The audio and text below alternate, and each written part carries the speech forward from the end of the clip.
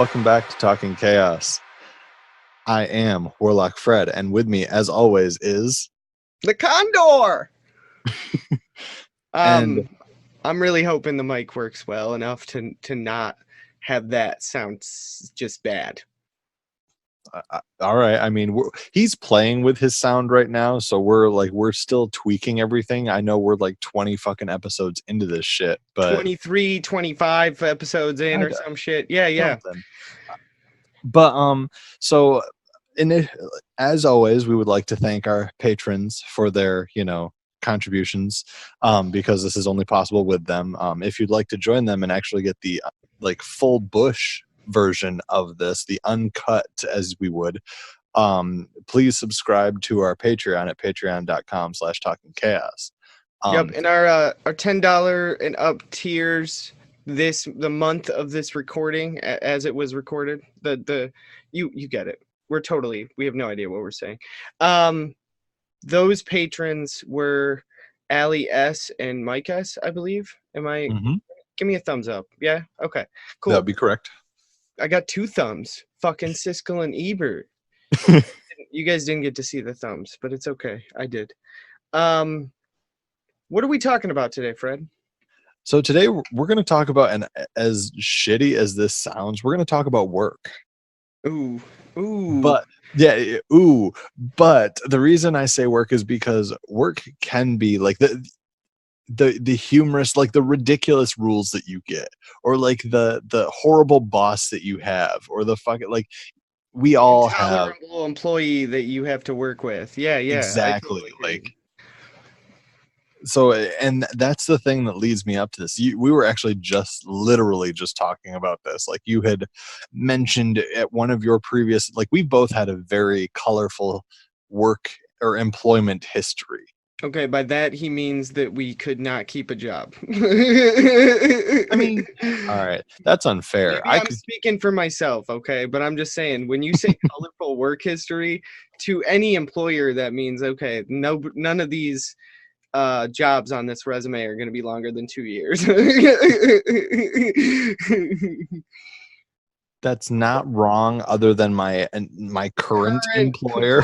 Yeah, I was about to say, I knew that was the case. Well, I mean, but the military, it snags onto you and it holds onto you for fucking 4 to 6 years initially, and then you kind of got a great retirement plan, as far as I'm concerned. I mean, if you hit 20. If it makes you feel any better, audience, I'm unemployed right now as of the recording of this episode. So, woo. I don't have a lot of current things to talk about work, but I have past stories for sure. And that's what we're looking for. We're looking for stories. We don't care about what you currently have. I mean, granted, it'd be great if you had a job, but I've done some crazy things while I've been at work. There's definitely some stories. What do you have? Okay, all right. I'll let you lead this one in. Okay, one of the craziest stories that I have was also one of the first jobs that I managed to hold for longer than a few months. Okay. And I was working at a mom and pop pizzeria, and it was 11 o'clock at night. We had just closed. I think it was a Sunday. Might have been. Yeah, it sounds right. Sunday, Monday, maybe. Weekday close, 11 o'clock. Weekends was 1 a.m. So, typical routine for this particular pizza shop after close was to start rolling some stuff. Oregano. Doobies. We put the oregano in the oven that was cooling off so that it didn't smell like doobies. Little pinch of garlic salt. It just smelled like cooking from down the street. You couldn't tell. But on this particular evening, things were a little different. My boss at the time started handing out what to me looked like a very fine powder. It wasn't as fine as I guess I'm implying. It was a coarsely ground powder, really. But it was dried up mushrooms. Whew. Of the hallucinogenic variety.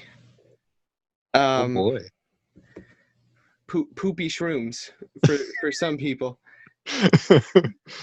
It depends on how they were grown, really. Um, I wouldn't know. I must have been like 19, right? Maybe 20, maybe. And he starts giving this out to other employees and some friends that always come over when we close, his friends. So there's like 5 of us in here. So And I have to ask, is this your first time doing yes. mushrooms? Yeah, it's about to be. It's about to be. So I get really excited and I'm like, "Where's mine? Like you're handing this out to everybody. Like I'll give you money. I know what the drill is. This shit ain't free, not for men." So ladies, don't get any ideas. But at the same time, we all know that you get shit for free all the time. Right. Not to be misogynistic, but So truthful. he gives me like a quarter size pile on my hand, and I just lick my hand basically and just swallow this and this coarsely ground dried up mushroom nonsense. Concoction, yes. Yeah.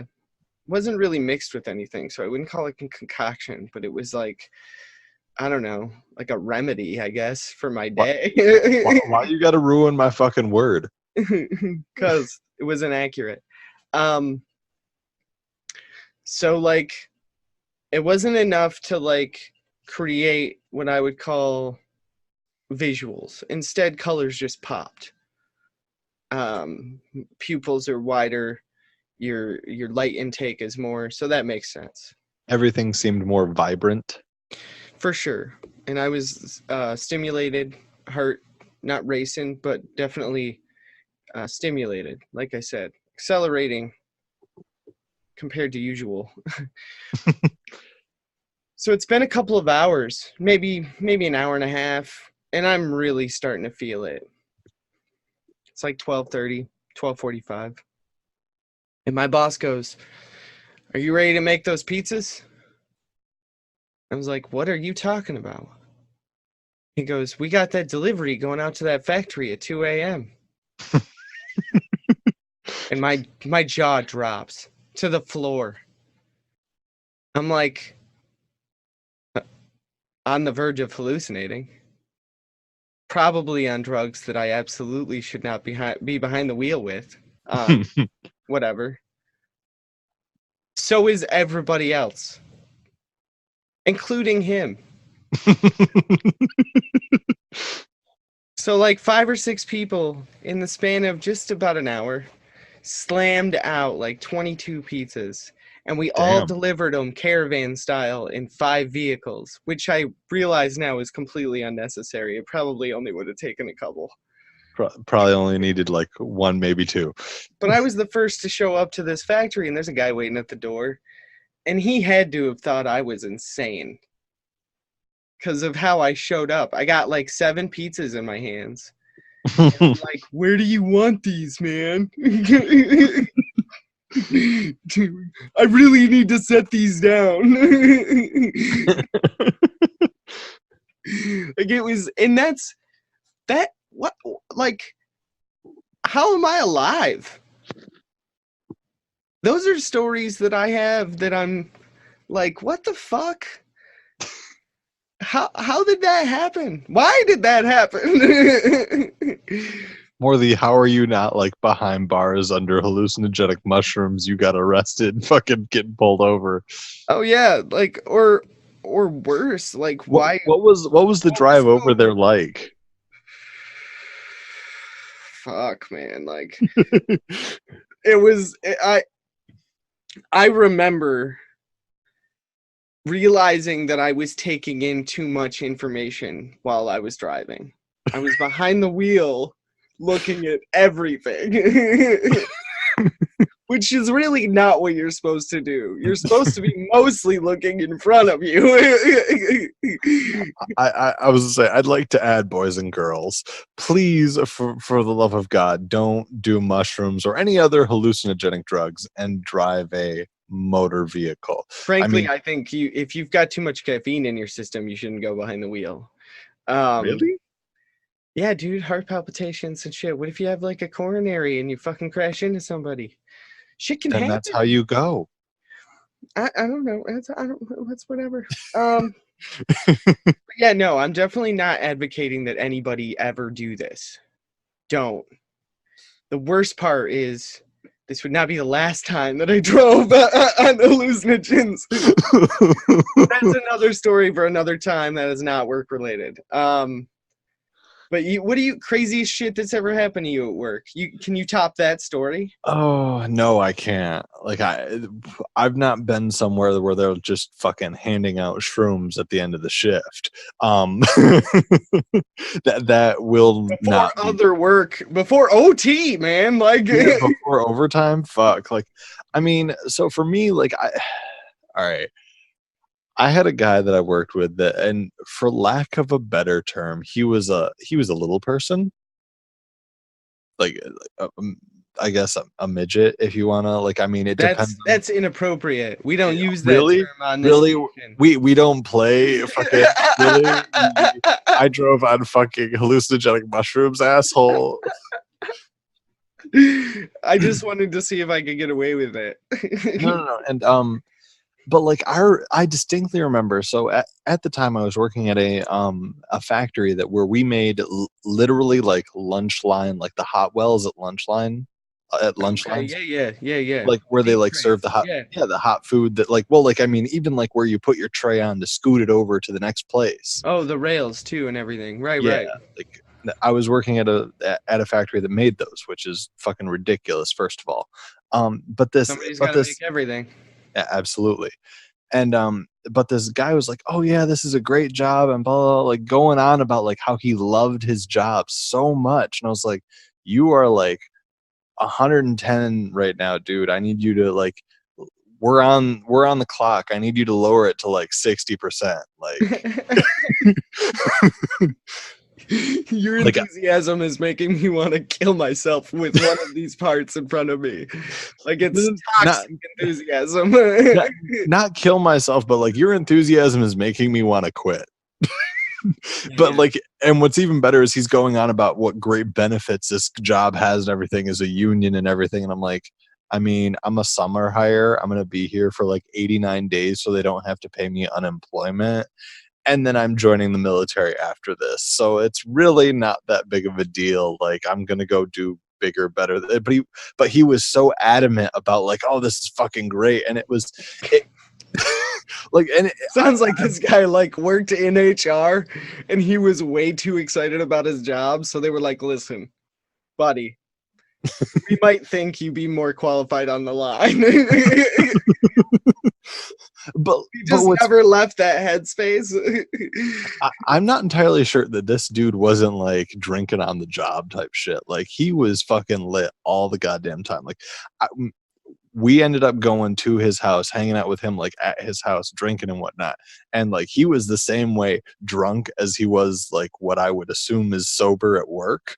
So I'm assuming that he might have just been fucking lit at work. Like that's really where I was at with that one. Like, and it's like, dude, you have like, you're pulling in almost $20 an hour. What are you doing? Yeah, man, that was kind of why I was worried about talking about this episode and like this topic was because I've been lit most of my jobs. Um, so I don't remember a lot of what happened while I was there. It's kind of a so, benefit to having been pretty stoned while you're working. so what you're Speaking of saying is, this, so what you're saying is you went into work and day one was you were lit, and so standard baseline fucking personality was, this is who I am. yeah, like no matter what I look like, I'm always gonna sound like this. Like our listeners understand. They probably have a pretty fair image of what I look like in their heads. That's okay. That's totally okay. I'm completely fine with that. The problem is He's that, not in mom's basement, ladies and gentlemen. He's in fact in his bedroom from 12 years old. yes, Sorry, I it's could resist that throw. cuts way too deep. I just want to let you know, like I'm not over it. Um, We still love you, Condor. like you bruised my pride, man. Fucking a. Um, Get a real job, boy. Yeah, man. What was your dream job? I mean, You I ever think have a dream job? we discussed this a little bit in the turning 30 episode, but my dream job was to be some secret spy that worked for like the CIA or some shit, which was Jesus fucking Christ. Just sounds like the most outlandish shit in the world. Like, and it was. But the problem was is that as the person I am now, like my parents told me, like when I was a child, like you can be anything you want to be, like just believe in that yourself and leads to do kids hard growing work. up thinking they can be Santa Claus, and that's not cool. I mean, my wife thought she could be a dolphin. What? Dead ass. Like she, I mean, granted she was 6 years old. But Still. like no. Her parents told her like, hey, you can be anything you want to be. And she's like, all right, I'm gonna be a fucking dolphin. Listen, I love your wife. You know what? We'll have this conversation another time. Maybe when she's on an episode again. But it's just one of the suddenly I find myself thinking like there ain't even black dolphins. Like it's not even I know it's not okay. Let's be fair, she'll still kick your ass. Goddamn right. Scares the shit out of me. Glad she's a couple states away. All Jobs. right. What's did You were talking about the ridiculous rules you had at one of the jobs you had. yeah. The dress code. The best part, yeah, nobody saw us. So let's the dress code was kind of ridiculous. It's the most Let's start the off with the highest. job you had. No. I want to No? start off Okay. with the dress code. Yeah, All the right. All highest right. standard of dress code that I've ever had at any job. We had to wear collared button-up long sleeve shirts. We had to wear khakis. We had to definitely wear belts. They urged us to wear black socks, but it wasn't mandatory. I remember that in the meeting. Somebody asked, like, is it mandatory? And they were like, no, but it's highly suggested. And I was like, Highly I don't, encouraged. yeah. I don't like how they said that. Like, it's highly encouraged. Like, there would be repercussions. Repercussions? Repercussions. Repercussions. I'm just messing it up Repercussions. on purpose Jesus. now. No, and you had to wear dress shoes. I wore black ones. They were borderline not dress shoes. I remember somebody asking me like, "Are those dress shoes?" And I was like, "Yeah, totally." But they just as easily could not have been. It was a call center. Like So nobody nobody's saw fucking. us. None of our customers saw us. You're not like some sales dude out on the road, like not seeing customers at all. Like Right. fucking Jesus. Cashier at a restaurant or a fucking hostess somewhere. No, I was at a call center of all places. And I'm like, what's the logic here? Is it that like you think that we're going to be more professional if we're dressed more professional? Because I think of this as just a pain in the ass every 40, like for 45 minutes every day. I got to like make myself look all prim and proper, which I can't pull off personally. Definitely not at 30. I could barely do it at 22. You know why they made you dress up the way they did?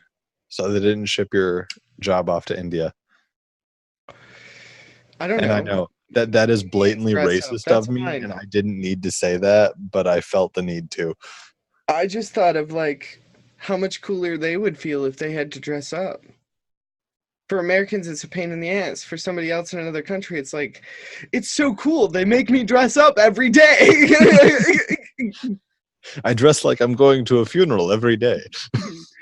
Yeah, that sounded way too Russian. And like, frankly, if you're Russian, it's like odd if you're not at a funeral every day, right? Like, isn't that part of it? Just sounds right. Just sounds appropriate. Vlad, I don't know what happened. Worst coworkers. Worst coworkers. So, all right.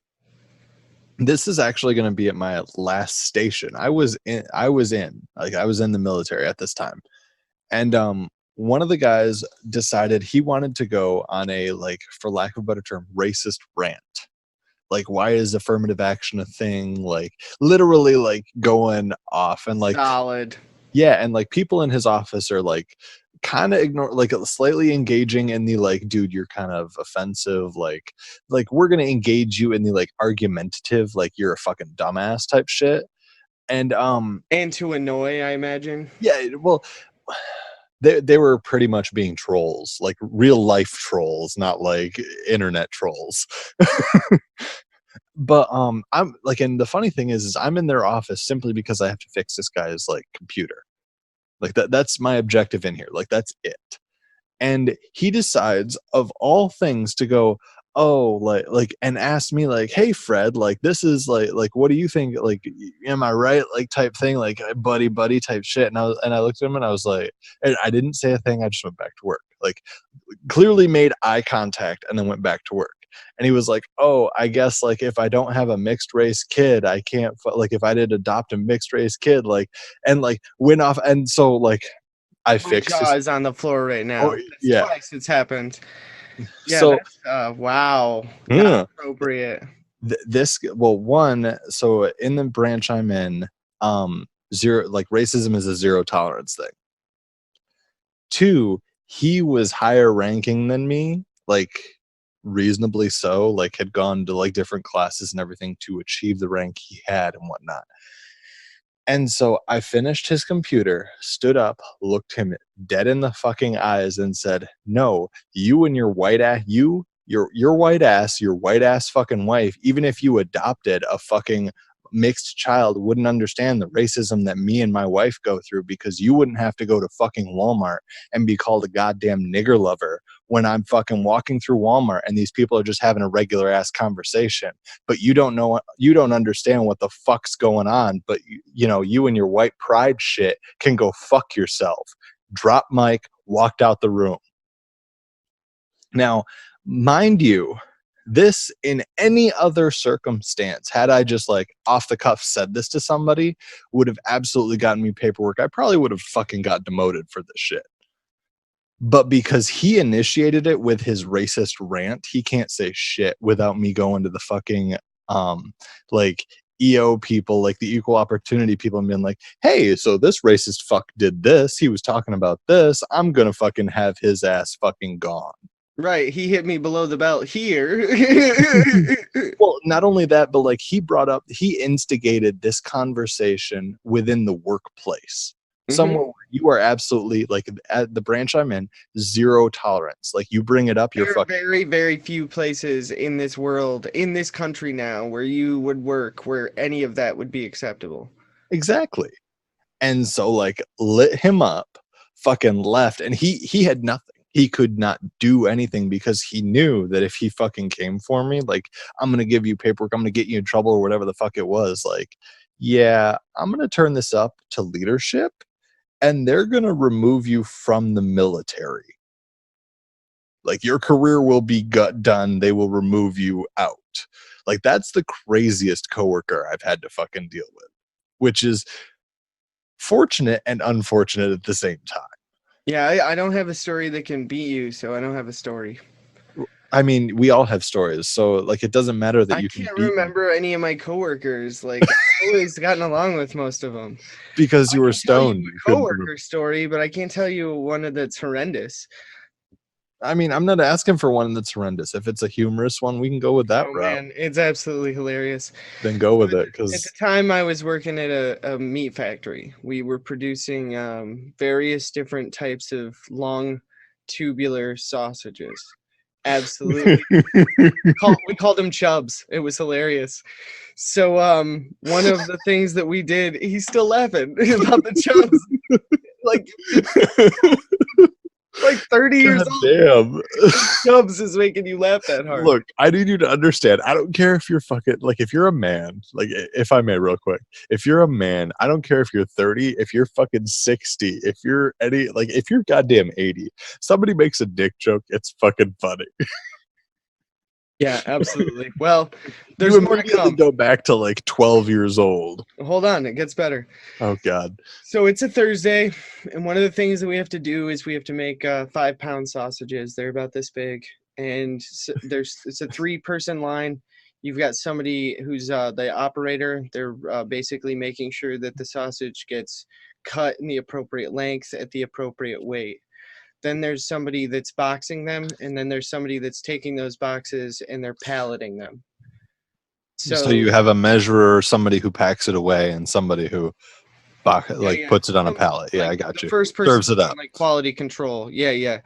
They're checking for like metal and like redumping product back into the, because sometimes you get clips that get stuck, and like Okay, running product from yesterday, especially leftover stuff that didn't mhm. make it in, you might get little metal clips, and so you dig them out, you run the product back through. If it none of the metal detectors go off, it like you continue to pump the product into the tubulation. Quality control.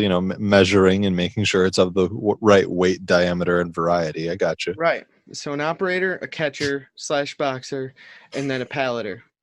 So it's a mostly male environment because it's a meat factory. We've got one female on our team, and it's this Amazonian princess. The most beautiful dark skin I've ever seen. Like, she was gorgeous, slender So body. she's right up my alley. I got you. She's fucking good looking broad. And her name was, well, yeah. Misogynistic as fuck, but we go with it. Do you want me to say her name? Because I won't say her full name. First name's fine. Fuck Her it. name was Luana. Okay. Amazonian princess named Luana. It's Condor, Steve, Chad, like for real. These are the names of my team members. Forrest. Um, I'm not even joking. Juan, Jorge were team members.